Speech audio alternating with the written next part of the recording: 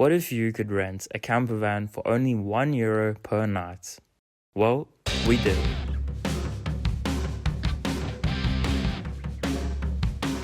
And this is what our home looks like for the next 10 days.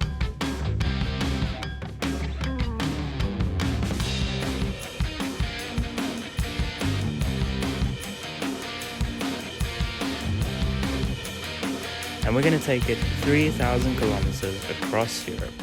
But how exactly did we rent it for just €1 per night? We're about to rent a camper van for 10 days for only €59. Yes, you heard that right. Let's see if it's a scam though. We came across iMover, a car and motorhome relocation company that offers affordable trips around the world. So we just placed the order and now we're waiting for confirmation. We got it! And it's in the campers. We've always wanted to try in the campers. They've got indoor showers, Hopefully. heating, which will be pretty nice in the snowy mountains of Austria.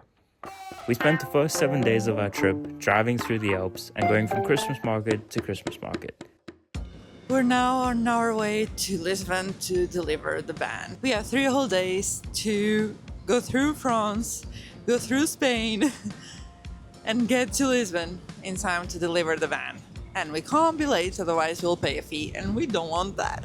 The worst part is that we can't just get on any road in France. The fastest roads, aka the highways, the freeways, are generally toll roads and they're pretty expensive. So I did like a rough kind of estimation, and it seems like because of the type of vehicle we're driving, it might be about €200 to cross France. And we've been spending a lot of petrol. So not only is it gonna take hours, it's gonna take many more hours because we're gonna be going on country roads, crossing through villages and sleeping in car parks. Country road, take me home.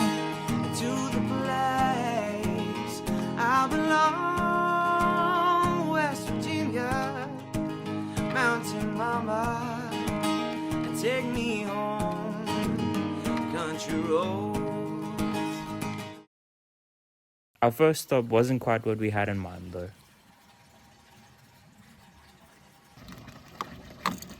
It's impossible to open the water tank. This is part of the joys of van life. Filling up the water in like 2 degrees, trying to fiddle with the hose pipe to get it connected, but like your hands are freezing. You have no idea how long it's going to take to fill up the tank, so you're standing there freezing, literally in the snow.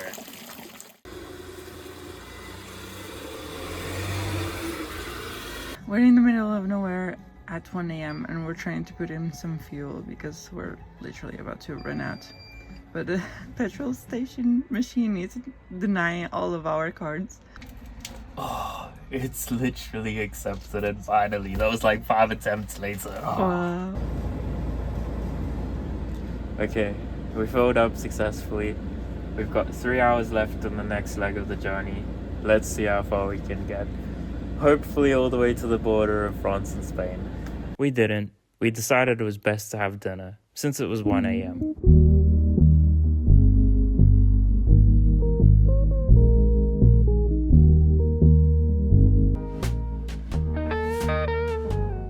Second camper van we rented, and once again, we don't have a sharp knife, so I'm trying to cut these things, but it does not look very good.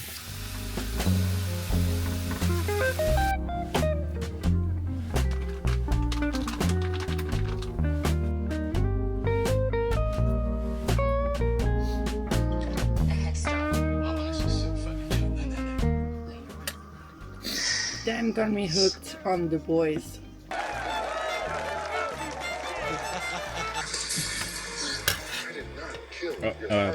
We're just watching, not now.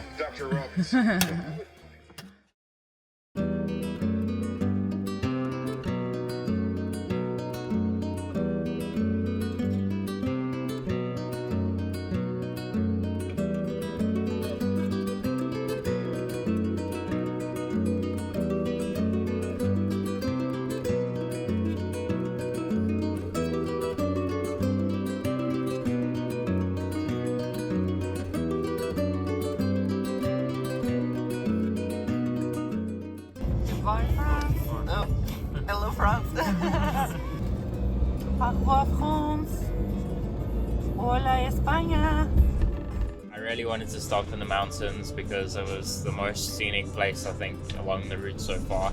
We thought we'll cross over into Spain so that we're like prepared for the next stage of the journey. And I'm sure it'll be as pretty. But we crossed and it's really not as pretty as France, so I wish we'd stayed on the French side.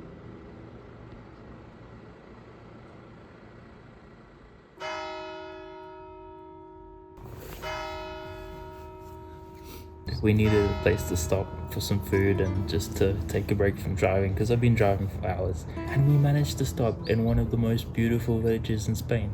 I'm not lying, it literally is one of the most beautiful villages in Spain. It's got a Michelin-starred restaurant and just look at these streets.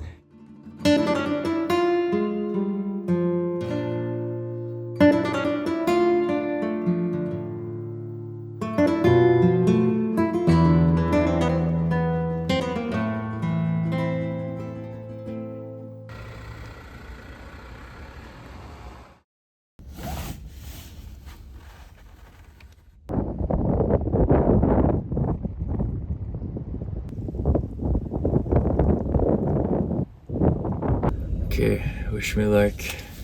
Sounds like a blizzard, but I'll be back.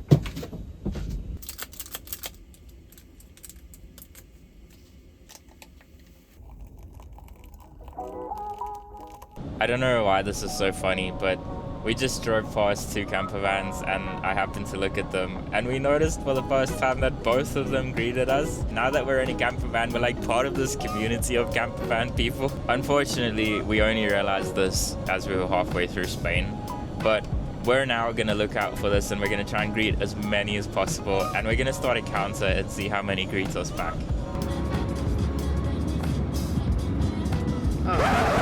And after the first failed attempt, we didn't see any more campers. Where's the McDonald's?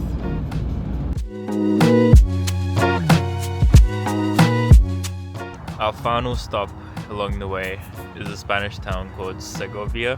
This is where we're going to take a break for the next hour or two before we begin the final leg of our journey back to Lisbon.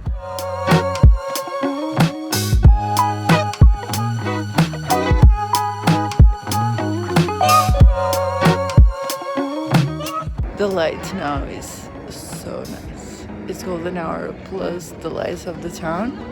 It's amazing. Segovia in Spain, guys. Check it out. Cool place. Look at the clouds.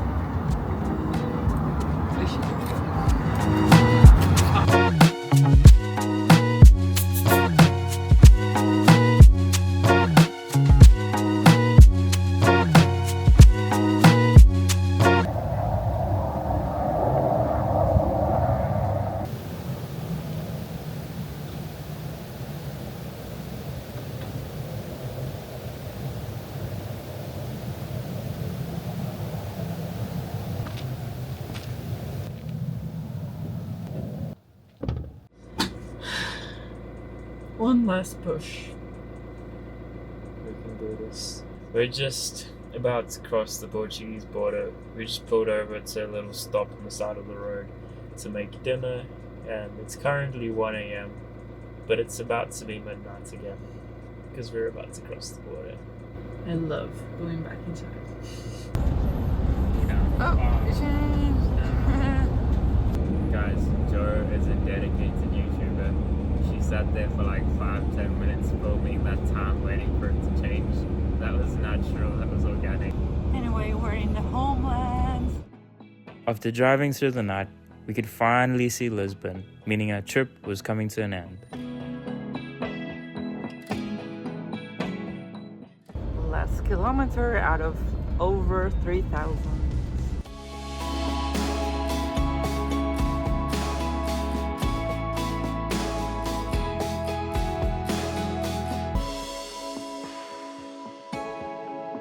Here's a breakdown of our costs.